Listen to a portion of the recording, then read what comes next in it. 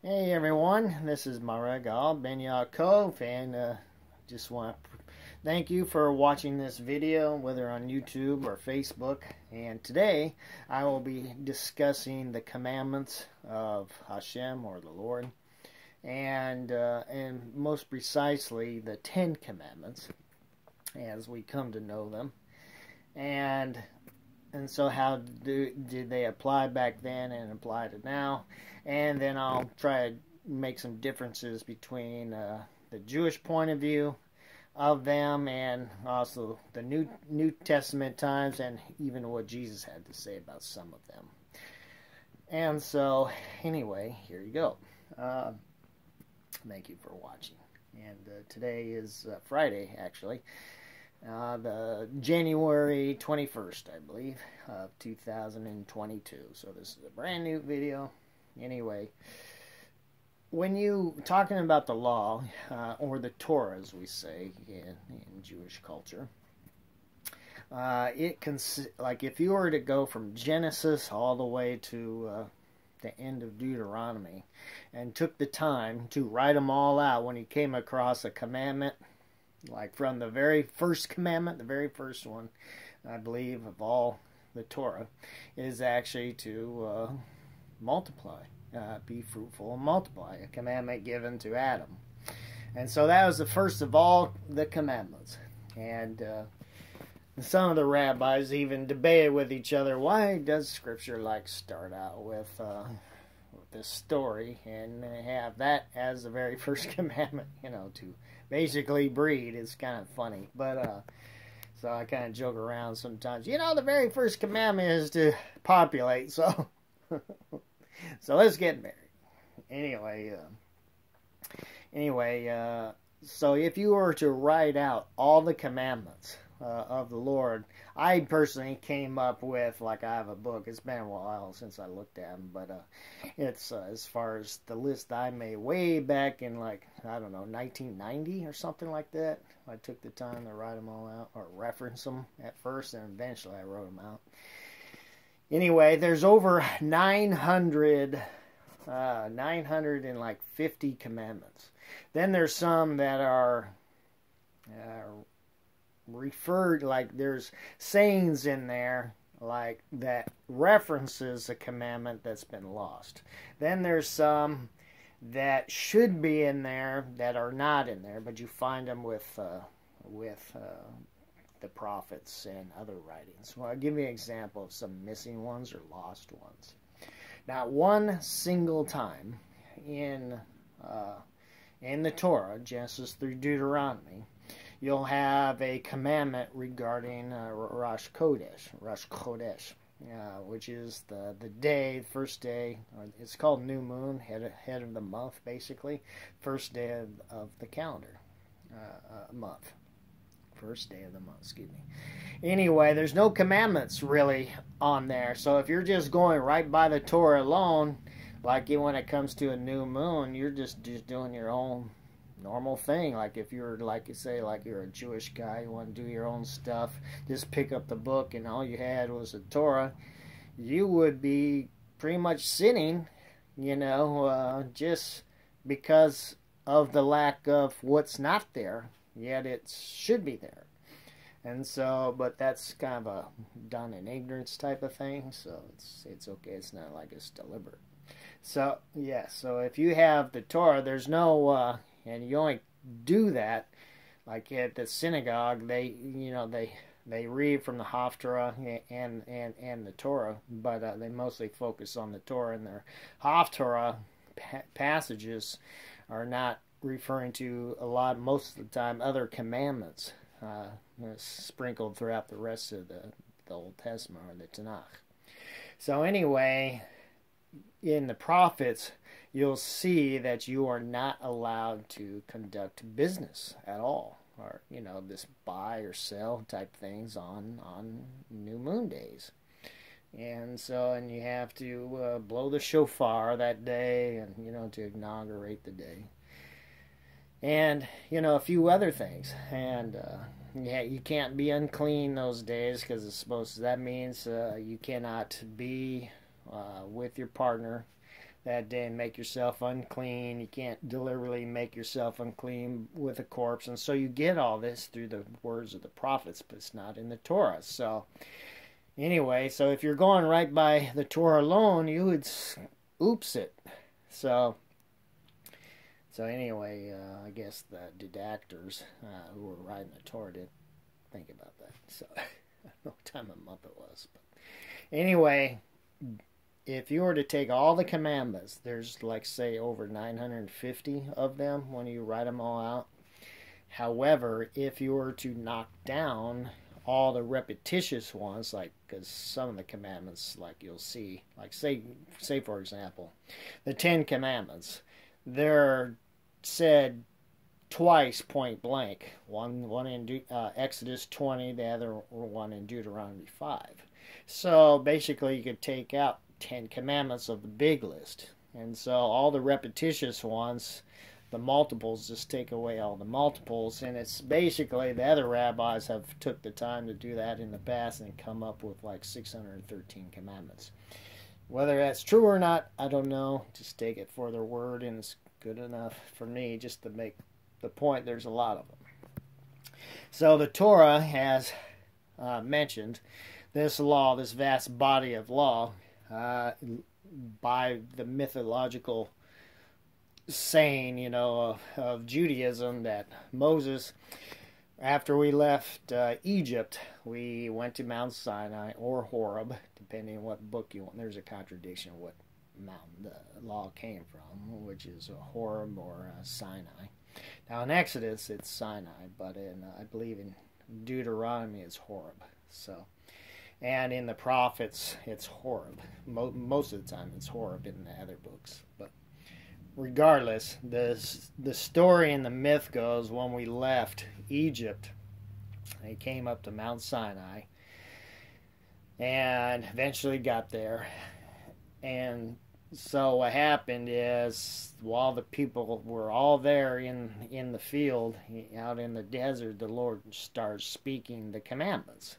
And by the time he got to the 10th saying he was talking about, the people didn't want to hear the Lord anymore because they were just so scared.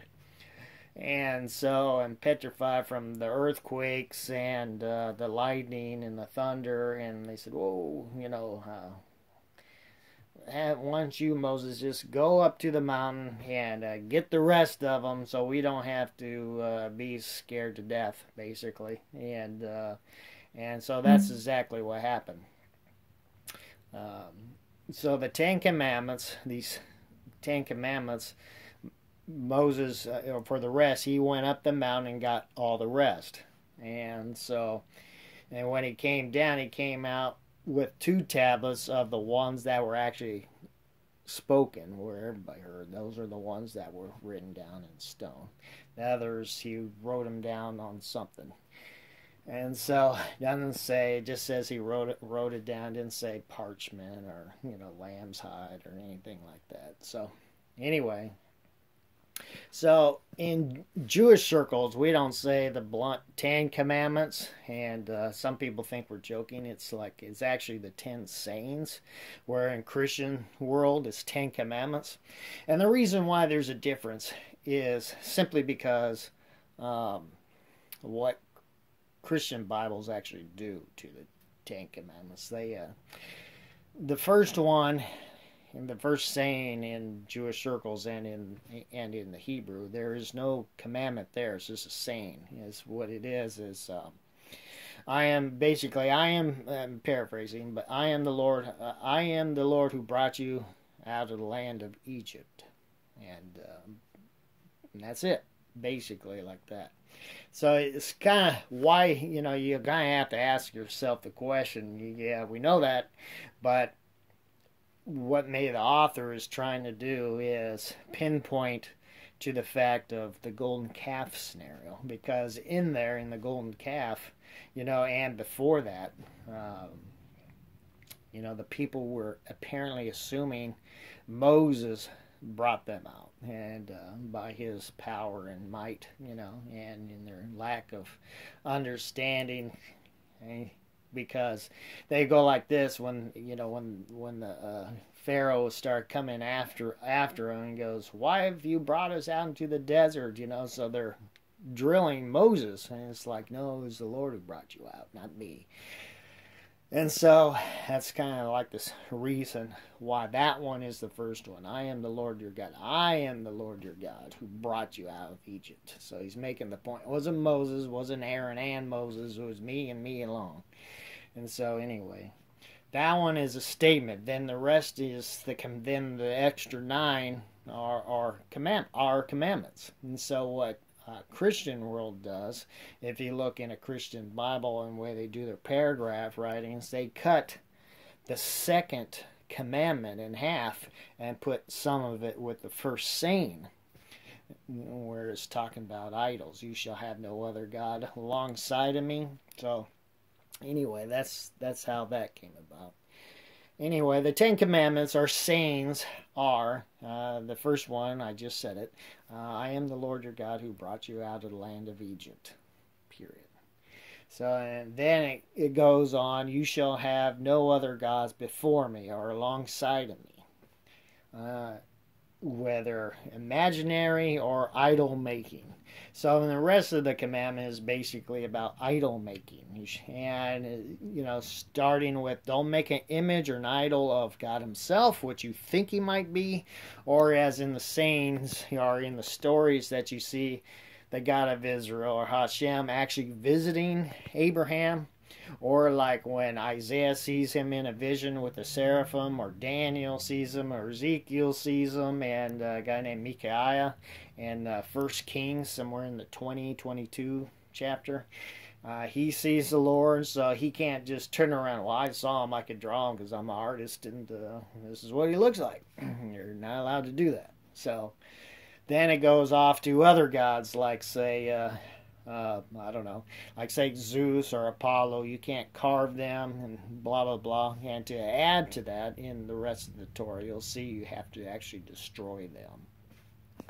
So just as a footnote, in Christendom, a lot of people think Jesus is God in the flesh, or part of the Trinity nowadays. Back in the early Christendom, they didn't believe in the Trinity. That came later.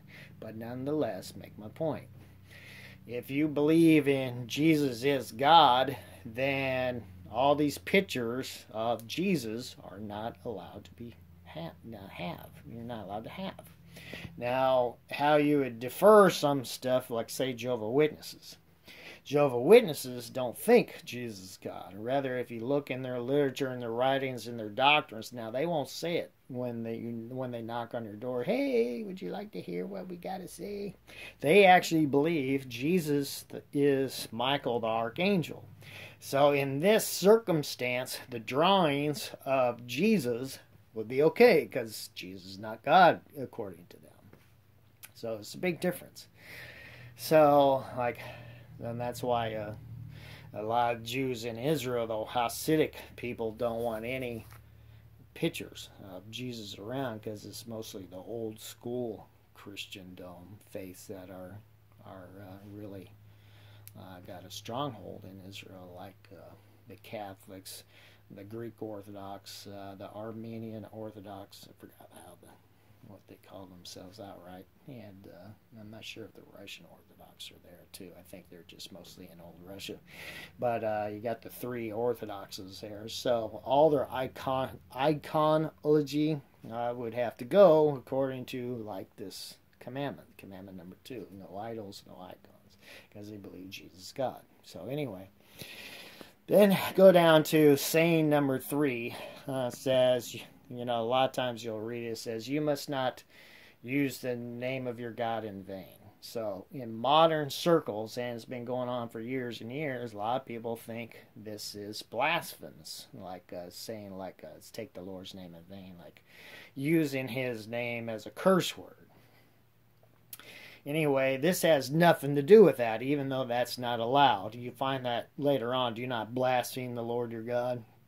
That would be for that. But this one is not talking about using the Lord's name as a curse word. What is going on is actually actually using his name in an oath.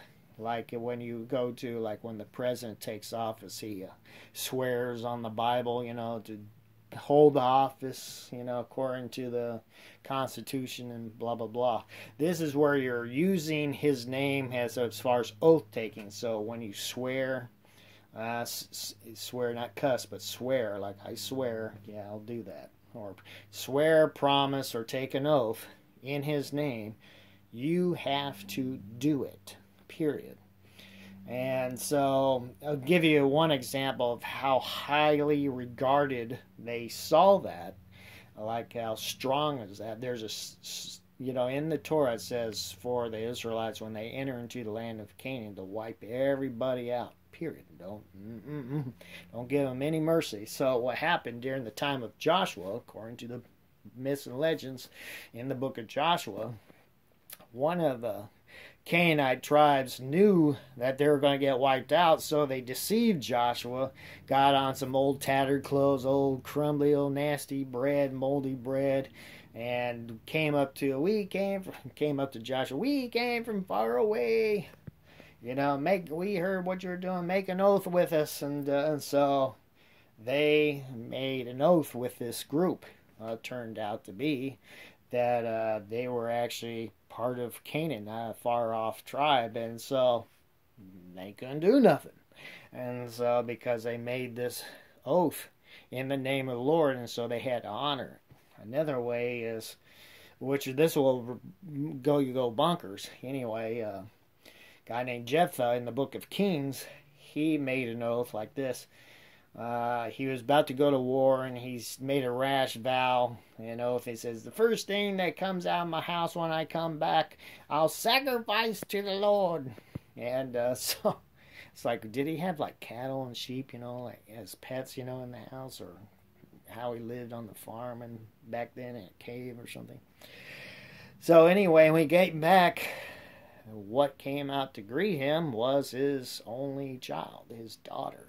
And so, the way the story is, now some apologetics will weasel around that to trying to, make Scripture look good. But the fact of the matter is, he was honoring the vow which he had to keep.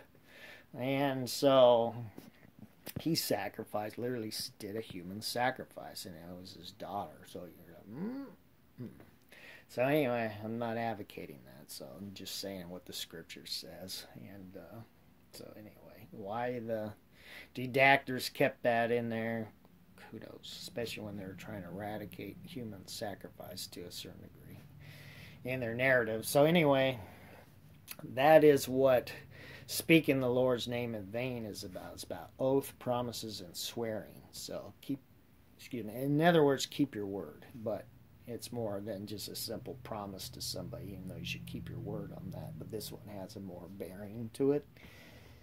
So, then the fourth commandment is, or fourth commandment, and the fourth saying is the Sabbath. Keep the Sabbath holy. And a day set apart so you don't get unclean or anything like that. So, hold on just a sec.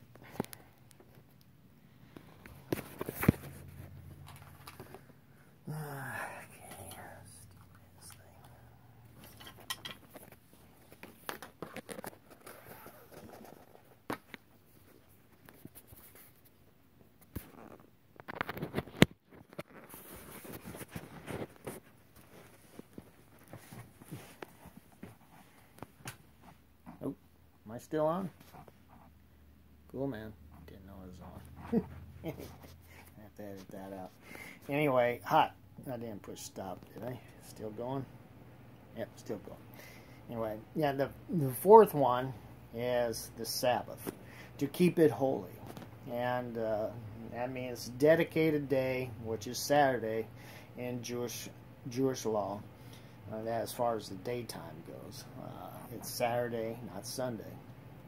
So can't do any business that day, can't do any work, can't make a fire that day to stay warm, so you got to do stuff. You can't prepare food on that day, nothing. So it's a complete day of rest, sitting around, relaxing, because the point of it is to gain, your strength for the following week. Now, there's a contradiction between Exodus and Deuteronomy. Yeah, in Exodus 20 and Exodus 31, I believe, let's see, 31 verse 17, in that area, the reason behind the Sabbath is creation. For 6 days, the Lord made the heavens and the earth, and on the seventh day he rested and was refreshed.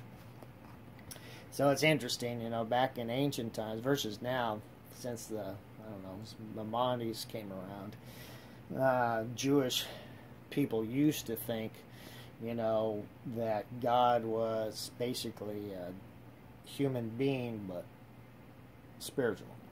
So if you were to see him, you would see a human. That's why all the narratives are in the Tanakh. You see him, and he gets refreshed. He sat down, got tired. I mean, that it's not like the viewpoint today, omnipresent, whatever this and omni that, and so anyway, there was kind of limitations to a certain degree. I know that sounds odd, but even when Noah, it says, and God remembered Noah, like he forgot, and so anyway, this is the difference between modern versus then. So anyway, it's a day. Now the Deuteronomy one, the reason behind the Sabbath is because you were slaves in Egypt. It had nothing to do with creation. You were slaves in Egypt and you were not allowed to rest. And so therefore he's giving you the Sabbath and to focus on how you were slaves in Egypt and how he brought you out of slavery. And so you have one day a week to remember all the mighty works that the Lord did by his outstretched arm. So anyway, yeah, and then in various other commandments throughout the Torah, as in Deuteronomy, Leviticus, Numbers, and some in Exodus, is you cannot kindle a fire on the Sabbath day, can't do any cooking. Even in fact, is what's so goofy is you would think, that the Sabbath came at Sinai, but according to the myth and legends of Exodus, Sabbath came before Sinai. This came during the time of the manna, like soon after they got out of Egypt, when the Lord rained down manna for them. And he says, 6 days you shall gather it. On the seventh day, don't go out because you won't find any of it. And so, and one guy was like frowned on because on the seventh day he actually went out to go look for it. And they're like, and the Lord was kind of, come on, bro. So then another time a guy was collecting sticks. This is after Sinai apparently, but he was collecting sticks. Doesn't say what it's for, like to stay warm or do this, do that. Anyway, the people got him and they stoned him to death for doing that. So, but the point about the manna is you do all your cooking on the sixth day and lay it aside for the seventh, and that's when you eat it. So yeah, no cooking, don't go out doing stuff, and don't kindle a fire. So if you're cold and it's going to be winter, you're supposed to kindle the fire for light or for warmth on the sixth day right before sundown, so you don't waste it all. And so it goes for the 24 hours. So that's why when you buy a Sabbath candle, it could actually last for 24 hours, actually about 26 hours. And so anyway, now we get to honor, the fifth one is honor your father and mother. And that one's pretty obvious. But in Jewish thinking, it goes beyond beyond just doing what you're told from them. It's actually honor your father and mother is like when you're away from the house, you don't back talk about them. Even when they die, you honor their graves, or their bones or their ashes, things like that. You just don't, who cares? And so, yeah, you honor them in every way besides just obeying them. And so, and they actually keep their, even if they should be vile, don't, dishonor your parents. That's the commandment. And so, The next one is murder. That one's point blank. Do not commit murder. And there's a difference. In some English Christian Bibles, it says, thou shalt not kill. Well, there's a difference between kill and murder. Murder is taking the life of someone that doesn't deserve it. You know, you're doing someone innocent. Killing somebody is usually through the legal system, and the state knocks somebody out because of the crimes they committed, worthy of a capital offense. So in Jewish law, there's at least 26 capital offense crimes, and murder is one of them. Adultery is another one. Breaking the Sabbath is one of them. Blaspheming the Lord is one of them. And so the list goes on and on. And also, like you say, a priest, if a priest's daughter does prostitution, she is supposed to be knocked out.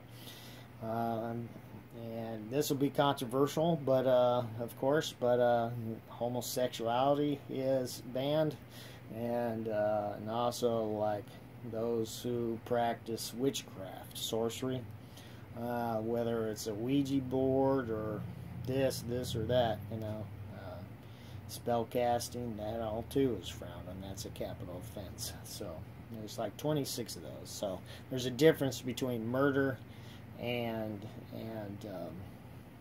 killing. So like a lot of these drive-by shootings and gang wars, those are might be legit for the other gang member and be fine, you know, but in the eyes of the law, it's murder.